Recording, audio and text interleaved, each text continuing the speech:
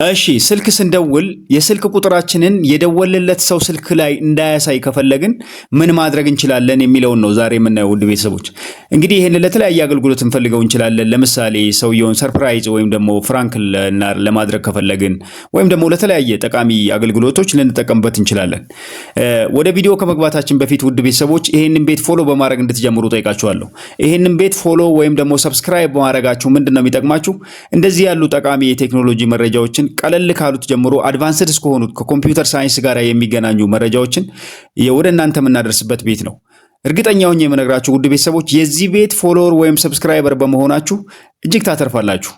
ጥሩ የሆነ የቴክኖሎጂ ግንዛቤ እንዲኖራችሁ እናደርጋለን። በዚህ ልትተማመኑብን ትችላላችሁ። ከእናንተ የሚጠበቀው እቺ ኖርማሏን የትም ቦታ የምታደርጓትን ፎሎ ወይም ሰብስክራይብ ማድረግ ነው። አሁን ወደ ቪዲዮ እንገባለን። እዚች ጋር ያለችውን ስቴፕ እንከተላለን። ፎሎ በማድረግ ወይም ሰብስክራይብ በማድረግ ጀምሩ። እንግባ ወደ ቪዲዮ። እሺ ምንድነው የምናደርገው? እዚች የመደወያ አፖ ላይ እንሄዳለን። ስልክ የምንደውልባት ቺፎን የምትለዋ ላይ እሷ ላይ እንገባና እዚህ ጋር ሶስቱ ነጥቦች እነካለን። ከዛ ሴቲንግ የሚል ይመጣል። በነገራችን ላይ ይሄ ነገር የሚሰራው የቴክኖ ማነው የሳምሰንግ ስልኮች ላይ ነው።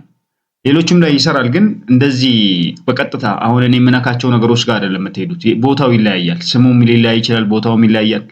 ለሌሎቹ ሰራላችኋለሁ የለም ማለት አይደለም፣ ግን እዚህ ጋር ነው የሚከተለውን ስቴፖች ላይሆን ይችላል። ስለዚህ ሳምሰንግ ላይ ግን ልክ እንደዚህ ነው። ስለዚህ ምን ሶስቱን ነጥብጣብ ሴቲንግ ገባው። አሁን ወደታች ስክሮል አደረግና እንደዚህ እዚህ ጋር ይሄ ሰፕሊመንተሪ ሰርቪስ የሚል አለ። እሱን እነካዋለሁ። ቀጥሎ ሾው ዩር ኮለር አይዲ የምትላለች እቺ ከላይ ያለችውን እሷን እነካታለሁ።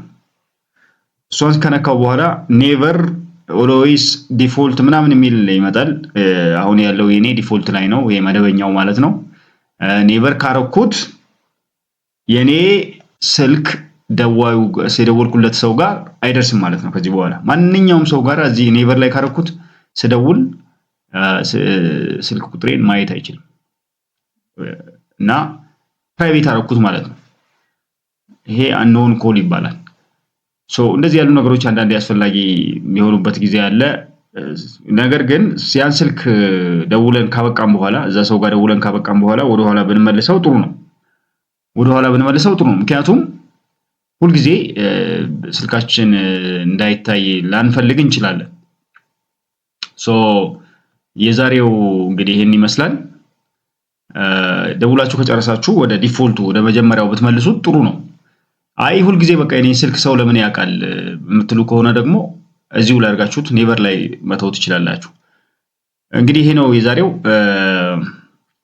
ውድ ቤተሰቦች እንግዲህ በመግቢያ ላይ እንዳልኩት ይሄንን ቪዲዮ ሼር አድርጉት፣ ላይክ አድርጉት፣ ኮሜንት ጻፉበት፣ ሪፖስት አድርጉት፣ ፋቨራይት አድርጉት፣ ደግሞ ሴቭ አድርጋችሁ አስቀምጡት።